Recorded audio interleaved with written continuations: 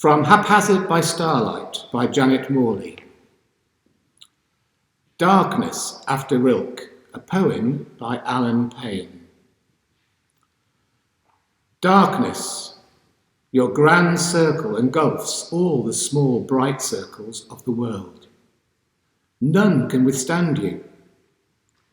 Meteors trailing their lights through space, this slim candle on a shelf. All selves belong to you, began in you. You place a hand on my shoulder, shift hand to wrist, feel my pulse. Your gentleness moves me to belief in darkness. Advent begins with a prayer for grace to cast away the works of darkness, and it is normal in Christian liturgy to use darkness as a metaphor for evil, or as a cloak for the actions of those who are plotting evil. However, there is another strand of tradition that is comfortable with the image of darkness, viewing it as a place where God may be sought and may be found. Around this time in December, very close to the darkest time of the year in the Northern Hemisphere, the Church celebrates the 16th century Spanish mystic, St. John of the Cross, whose most famous love poem to God is entitled La Noche Oscura, the Dark Night. Alan Payne's poem, Darkness, which I read earlier, takes its inspiration from a more modern poet who works with the image of the dark as the source of all life and creativity. It was written after a discussion in a poetry group of a whole range of English versions of Rilke's poem Du Dunkelheit. The sheer volume of potential translations witnesses to the lure and popularity of this poem. But it is hard to translate from the German, partly because inevitably the wordplay gets lost in the transfer to English, but also because it is quite obscure what Rilke, who actually wrote the poem in 1916, means and understands what darkness is for him. What Payne has written is not a direct translation of the poem. Some images in the German poem are omitted and some new ones introduced. And the shape of the poem is different. But Payne is clear that this new poem is after Rilke, seeking to capture important elements of the spirit of Rilke's poem. It begins with a direct address to darkness, whose name inhabits the whole first line. And indeed, the poem ends with the same word, completing a circle which reflects the larger and the smaller circles mentioned in the poem. Grand circle has a large, all-encompassing ring to it, also suggesting the warmth and excitement of the grand circle in the theatre. Theatres, of course, work by harnessing the power of darkness within the auditorium. The small bright circles, held within the larger circle, could be the theatre lights, capable of being dimmed or brightening, that contribute to the coherent performance of the whole.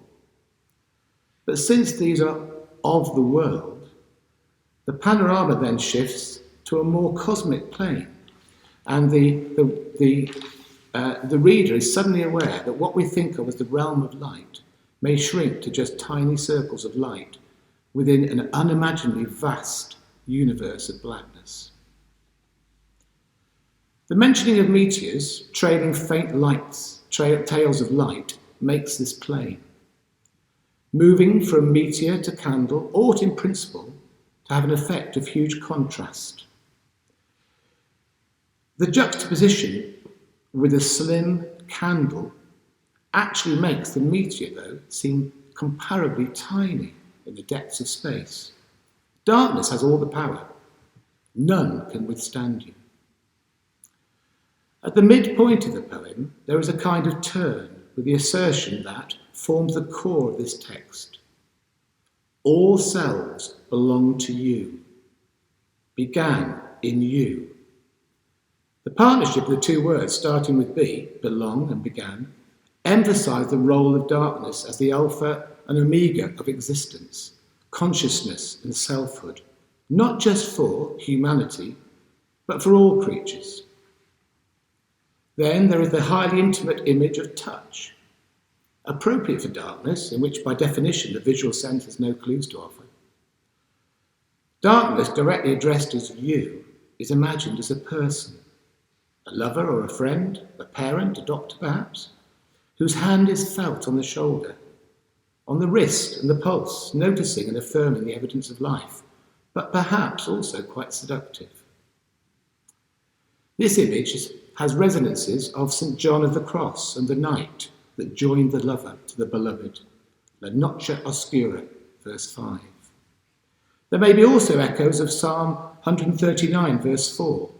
You encompass me behind and before, and you lay your hand upon me. The end of the poem is a statement of faith, faith in darkness itself. Interestingly, Rilke's darkness is perhaps less clearly human than Paine's. It is more of a force, lacking the human touch that we find here.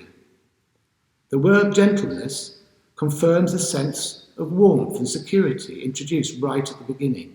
This is darkness that we can trust. It's one that we can safely surrender ourselves to. Are you comfortable with the idea of God as one who can be found in darkness as well as in the light?